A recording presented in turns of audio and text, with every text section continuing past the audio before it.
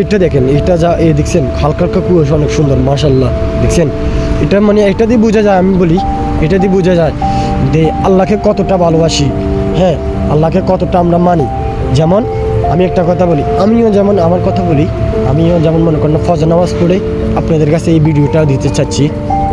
একটা জিনিস ভাই, আমি একটা জিনিস বলি, যেমন মনে করেন না আপনি রুজি করতেছেন, আপনার কষ্ট করে আপনি ইনকাম সোর্স করতেছেন, বাট করেন, সমস্যা নেই, বাট করেন, তাতে কোনো আমার কোনো নেই, আফসোস নেই। আপনাকে একটা কথা বলি, যখন মানুষের কাছে এই নামাজ পড়বেন না, যখন আপনাকে মানুষ দেখবে না, আপনি এই সকালে বেরো যান আবার রাত্রে আসেন, তখন আপনাকে মানুষ, আপনি শুক্রবারেও যখন আপনার ডিউটি অফ যাবে, তখন দোকানে যখন আসবেন, তখন আপনাকে মানুষ জিজ্ঞাসা করবে, কী রে ভাই তুই কি নামাজ পড়স নাই? আসলে এই প্রকৃতি নিয়ে এগুলা আপনার একটা উদাহরণ।